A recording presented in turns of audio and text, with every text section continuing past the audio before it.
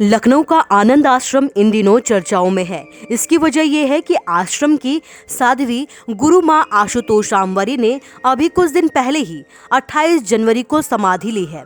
उससे पहले उन्होंने अपने शिष्यों के लिए एक वीडियो बनाकर संदेश दिया था कि वो अपने गुरु ज्योति जागृति संस्थान के संस्थापक आशुतोष महाराज को उनके शरीर में वापस लाने के लिए समाधि ले रही हैं। अब उनके शिष्य गुरु माँ साध्वी के शरीर को उनके शरीर में सुरक्षित रखने के लिए हाईकोर्ट पहुंचे हैं। शिष्यों का कहना है कि जब तक गुरु माँ अपने गुरु को समाधि से निकालकर उनके शरीर में वापस नहीं ले आती, तब तक उनके शरीर की रक्षा की जाए। यही वजह है कि उनके पूरे शरीर पर लेप लगाकर रखा गया है। आपको बता दें कि इससे पहले ज्योति जागृति संस्थान के संस्थापक आशुतोष महाराज ने 2014 में समाधि ली थी और अपने भक्तों से कहा था कि वो अपने शरीर में फिर लौट कर आएंगे। उनके भक्तों ने उनके शरीर को पंजाब के जालंधर के नूर महल में डीप फ्रीजर में रखा है। 28 जनवरी 2014 को आशुतोष महाराज अपना शरीर छोड़ चुके हैं और मेडिकल रिपोर्ट्स के मुताबिक उनका निधन भी हो चुका है, लेकिन उनके शिष्यों ने इस समाधि को ब्रह्म ज्ञान की साधना बताया है। राष्ट्रीय महामंडलेश्वर बाबा महादेव और मैं परम पूजनीय परम वंदनीय माँ आशुतोष आमवरी जी का एक छोटा सा सेवक हूँ, बाबा महादेव।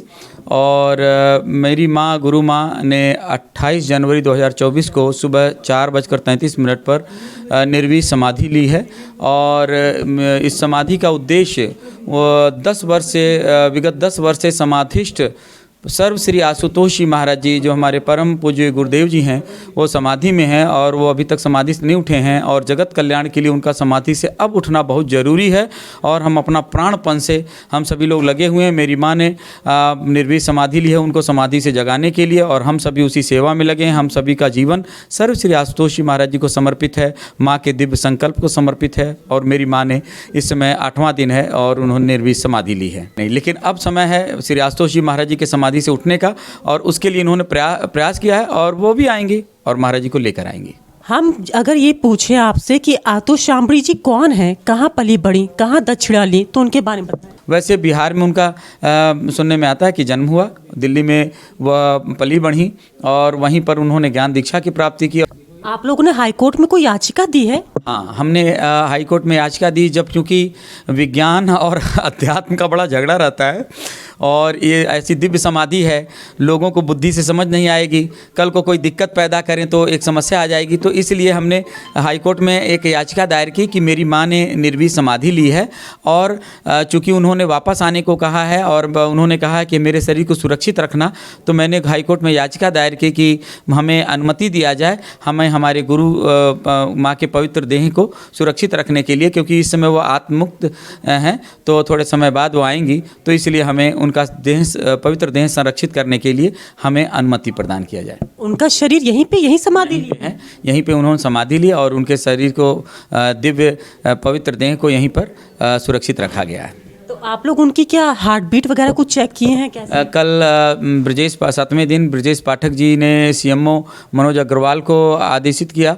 और उन्होंने यहाँ की टीम को आदेश किया और यहाँ पे डॉक्टर आनंद जी और सत्येंद्र जी और कई डॉक्टर और महिला टीम भी आई यहाँ पे और पूरे इक्विपमेंट के साथ उन्होंने जांच किया और उन्होंने जांच करने पाया कि पल्स बंद है, हार्ट बीट बंद है, ब्रीदिंग बंद है, लेकिन उनके शरीर में एक दिव्य चेतना का ECG के द्वारा मतलब उसमें सिंबल कुछ उनको मिला और वो हैरान है कि हाउ इट में बी पॉसिबल। ये डीप कोमा की स्थिति हम मान सकते हैं, क्योंकि जो ये है कि बहुत अंतर चेतना कहीं बहुत डीप में है और बाकी हम इसमें कुछ कह नहीं सकेंगे। और उन्होंने ऊपर के अधिकारियों को जांच करने का आदेश किया कि और बड़ी जांच हो इसमें, क्योंकि हम पूर्णतः मतलब इसको सत्यापन करने में हम असमर्थ हैं। उन्होंने असमर्थता जताई और उसके पश्चात अब ऊपर के डॉक्टरों को जांच करना है और जैसे सरकार का आदेश होगा तो न्यायालय का आदेश होगा, हम आगे वैसा करेंगे। ये आश्रम कितने साल पुराना है और ये यहाँ पे कब आए?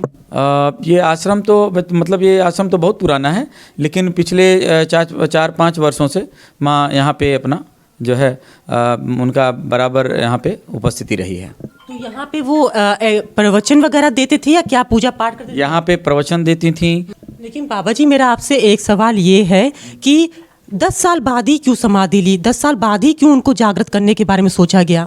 उन्होंने कई बार संस्थान से हर फ़ोन किया, पत्र लिखे, मेल किया, बात की, बहुत तरह से हम 12 दिन हम माँ की इच्छा को लेकर हम पिछले साल अनशन पे बैठे रहे। उसकी वीडियोज़ हैं, उसके पूरे प्रपत्र हैं मेरे अनशन की और माँ के इच्छा को, तो लेकिन उन्होंने किसी तरह से दिव्य ज्योति जागृति संस्थान ने इस बात को स्वीकार नहीं किया। जब कोई रास्ता नहीं था तो माँ ने कहा कि नहीं, अब बहुत हो गया, 10 साल हो गया, अब इससे अधिक नहीं। मतलब कि जैसे कोई बात के लिए कि अति हो गई कि अब होना चाहिए, अब होना चाहिए। हर साल हर वक्त ये उनके अंदर रिड़कता था एक ही, इसकी माँ को, महाराज जी को समाधि से लाना है। जब उनको कोई बाहर से सुविधा उपलब्ध नहीं कराया गया तो उनके पास शायद यही रास्ता बचा था कि हम समाधि लेके जाएं, उनको जगाएं। अब आश्रम की संस्थापिका की समाधि लेने की बात जैसे ही पूरे देश में फैली, लोगों ने इसे पाखंड और अंधविश्वास बताया है। बड़े बड़े वैज्ञानिक और बड़ी बड़ी मेडिकल टीम से इस पूरे मामले की जांच की मांग की जा रही है। लोकल 18 के लिए लखनऊ से अंजलि राजपूत की रिपोर्ट।